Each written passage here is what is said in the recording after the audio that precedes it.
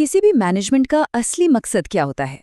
अच्छा, पहली बार में तो यही लगता है ना कि बस पैसा कमाना, ज्यादा से ज्यादा प्रॉफिट।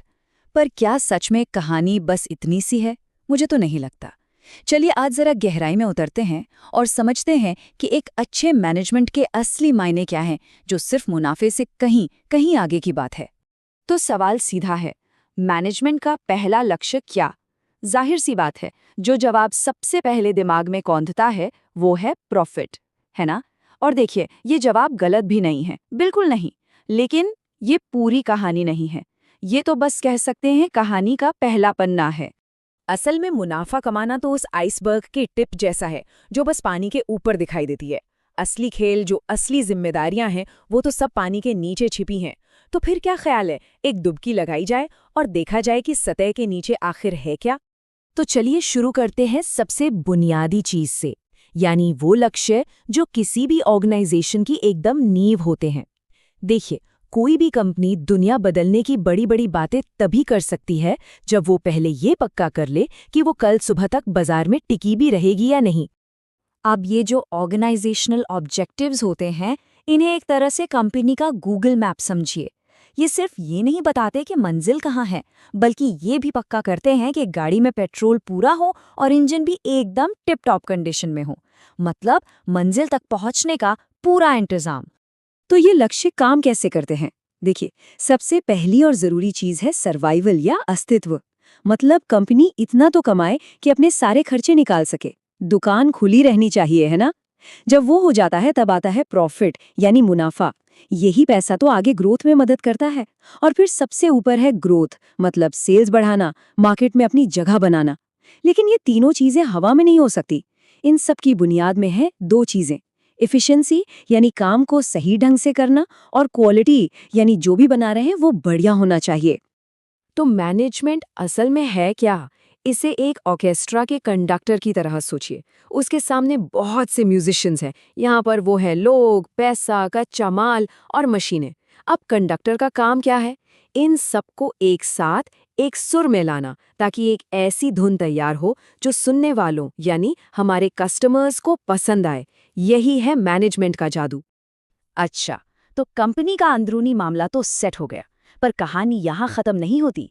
अब तस्वीर को थोड़ा और बड़ा करते हैं। एक अच्छे मैनेजमेंट की जिम्मेदारी उसकी चारदीवारी के बाहर भी होती है।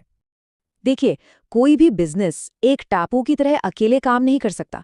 वो एक समाज का हिस्सा होता है, वहीं के रिसोर्सेज इस्तेमाल करता है, वहीं के लोगों को नौकरी देता है। तो ये एक तरह का लेन देन है ना। अगर आप समाज से कुछ ले रहे हैं तो आपकी जिम्मेदारी बनती है कि आप उसे कुछ वापस भी दें। एक कंपनी की तरक्की उस समाज की भलाई से सीधे सीधे जुड़ी होती है। और ये जिम्मेदारी सिर्फ साल में एक बार कोई बड़ा सा चेक डोनेट कर देने से पूरी नहीं होती। नहीं, ये रोजमर्रा के काम का हिस्सा है। जैसे कि लोगों को अच्छी नौकरियां देना, पर्यावरण का ख्याल रखना, ईमानदारी से अपना टैक्स भरना, सप्लायर्स और यहाँ तक कि अपने कॉम्पिटिटर्स के साथ भी ईमानदारी से पेश आना। असल में यही एक गुड कॉर्पोरेट सिटीजन होने का मतलब है। ये बात कितनी गहरी है। मैनेजमेंट चीजों को चलाना नहीं, बल्कि लोगों को बढ़ाना है। आखिर में कोई भी कंपनी सिर्फ मशीनों या बिल्डिंग से नहीं बनती, वो बनती है उसे चलाने वाले लोगों से। तो चलिए अब मैनेजमेंट के सबसे जरूरी हिस्से पर आते हैं, यानी ह्यूमन एलिमेंट। अब हम सीधा ऑर्गेनाइजेशन के दिल में उतरते हैं। एक मैनेजर की सबसे बड़ी और शायद सबसे अहम जिम्मेदारी उन लोगों के लिए होती है जो हर रोज अपना वक्त और अपनी मेहनत उस कंपनी को देते हैं, उसे आगे बढ़ाते हैं। बात बहुत सीधी सी है। जब तक कर्मचारी खुश और मोटिवेटेड नहीं होंगे, कंपनी कभी भी अपनी पूरी क्षमता तक नहीं पहुंच सकती। एक अच्छा मैनेजमेंट इस बात को समझता है। वो ये पक्का करता है कि जो कर्मचारी के अपने लक्ष्य हैं, जैसे करियर में तरक्की करना, नई चीजें सीखना, वो कंपनी के बड़े लक्ष्यों के साथ जुड़ जाएं।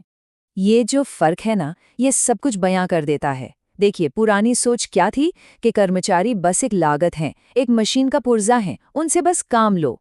लेकिन आज की आधुनिक मैनेजमेंट सोच बिल्कुल अलग है। वो मानती है कि कर्मचारी एक एसेट हैं, एक कीमती संपत्ति। वो एक पौधे की तरह हैं, जिन्हें अगर सही देखभाल मिले तो वो फल फूल सकते हैं। ये सिर्फ काम करने का तरीका नहीं है, ये सोच का जमीन आसमान का फर्क है। तो सवाल ये है कि मैनेजमेंट ये सब करता कैसे है? इसके कुछ सीधे सीधे तरीके हैं। पहला, किए गए काम के लिए सही और उचित सैलरी देना। दूसरा, काम करने के लिए एक अच्छा और सेफ माहौल बनाना। तीसरा, लोगों को ट्रेनिंग और आगे बढ़ने के मौके देना। और चौथा, जो सबसे जरूरी है, अच्छे टैलेंट को पहचानना, उन्हें कंपनी में बनाए रखना। जब ये चारों पिलर मजबूत होते हैं, तब जाकर एक शानदार टीम तैयार होती है। तो अब तक हमने ऑर्गेनाइजेशनल, सोशल और पर्सनल इन तीनों तरह के उद्देश्यों को समझा। इन सब जिम्मेदारियों को एक साथ देखें तो एक बहुत बड़ा सवाल खड़ा होता है, क्या मैनेजमेंट सिर्फ एक जॉब है या ये उससे कहीं ज्यादा कुछ और है? सोचिए, जब हम प्रोफेशन शब्द सुनते हैं, जैसे डॉक्टर या वकील, तो हमारे दिमाग में क्या आता है? यही ना कि उनके पास एक खास तरह का ज्ञान होता है, इसके लिए बाकायदा पढ़ाई करनी पड़ती है, एक प्रोफेशनल बॉडी होती है और सबसे जरूरी एक नैतिक कोड होता है जिसका उन्हें पालन करना पड़ता है। यही चीजें किसी भी काम को एक सच्चा पेशा बनाती हैं। तो अब हम वापस अपने आखिरी सवाल पर आते हैं। जब एक मैनेजर को एक ही वक्त में अपनी कंपनी, समाज और अपने लोगों के प्रति इतनी जटिल जिम्मेदारियां निभानी पड़ती हैं, तो क्या इसे महज एक नौकरी कहना काफी है? या फिर मैनेजमेंट भी एक डॉक्टर या वकील की तरह ही एक सच्चे पेशे का दर्जा रखता है? ये एक ऐसा सवाल है जिस पर सोचने की जरूरत है और इसका जवाब शायद